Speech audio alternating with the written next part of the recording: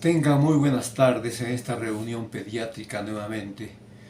Para todos ustedes el mensaje ahora es saber qué es la semiología. La semiología en general es una ciencia que estudia síntomas, signos, señales, datos para tratar de agruparlos y dar conclusiones o sacar provecho de todos estos datos o señales. En lo que respecta a la semiología médica, es una parte de la medicina que se encarga de estudiar los síntomas y los signos que expresan el organismo y que puede dar lugar a la identificación de una enfermedad. Es todo un estudio, ocupa una parte de los estudios de medicina y por supuesto está en los primeros años de los estudios de esta ciencia, de la medicina. Eso trato de explicarles porque en toda consulta médica va a haber semiología. El médico tiene que hacer semiología, tiene que buscar síntomas, o sea, los datos que le dé el paciente, lo que ha sentido, las sensaciones, las ideas, los dolores, todo aquello que resiente el paciente son los síntomas que relata hacia el médico o que el médico retiene o trata de sacar de ese paciente, y también el médico identifica los signos, es decir, todo aquello que el médico ve en el paciente, esos son los signos, y todo ello, síntomas del paciente y los signos que ha identificado el médico, sumado a los elementos complementarios que los da un laboratorio, por ejemplo, todo ese conjunto de datos arman lo que se llama la enfermedad. Por eso es que los pacientes no deben estar preocupados cuando el médico o hace muchas preguntas o quizás pocas preguntas. Porque, por ejemplo, si el médico identifica un cuadro en el cual el paciente está con los ojos amarillos, tiene vómitos, tiene un dolor abdominal y el médico ha palpado como signo un hígado grande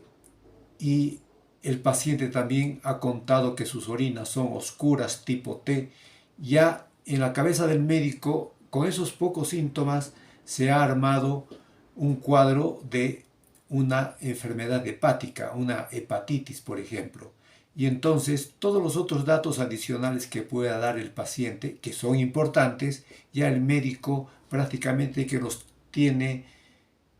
listos como para dar el diagnóstico. Pero en otros casos, el médico no puede identificar una enfermedad porque quizás recién se está iniciando o porque puede ser una enfermedad rara. Entonces ahí el paciente debe ser, entre comillas, paciente ante las preguntas, la inquisición, ante la investigación, ante el escarbar mucha serie de cosas que pueden ser muy personales, muy íntimas, pero que el médico debe intentar descubrir para sacar provecho y tratar de identificar la enfermedad. Por ejemplo, en cierto tipo de tos, se le preguntará si la tos viene en salvas, es decir, muy repetidamente, si se prolonga mucho, si es que le provoca náuseas, si es una tos que es seca, si es una tos que provoca flemas o se siente flemosa, si es una tos que aparece más en la mañana, más en la tarde, más en la noche, si es una tos que se debe a la ingesta de algunos alimentos o se dio una tos cuando ingirió algún elemento, algún aparato, un juego, un juguete que provocó la tos. Es decir, hay muchas maneras de poder llegar a un diagnóstico y es por eso que ahora la medicina que se hace de manera virtual debería apuntar a una buena semiología, es decir, a una buena identificación, a una buena búsqueda de todos esos síntomas del paciente y los signos que el médico pueda obtener del paciente. Como no lo ve en una consulta virtual, el médico no ve al paciente o quizás ve en la pantalla solamente una parte y no finos detalles. El médico tendrá que ser inteligente para que el paciente le diga si, por ejemplo, los ojos de ese paciente son amarillos o están rojizos. Como el médico no puede identificarlo virtualmente, entonces tendrá que preguntarle al paciente si ha visto sus ojos de color amarillo. Entonces eso es un signo que el médico lo suma a todos aquellos datos para poder armar el conjunto de signos y síntomas que van a constituir una enfermedad. En ciertos casos entonces hay que ser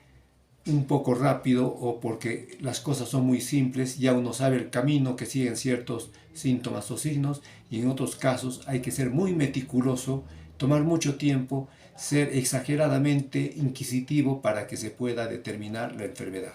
Sepan comprender eso, amables pacientes, para que se llegue a un buen resultado y a un buen diagnóstico. Este es el mensaje en pediatría. Muchas gracias.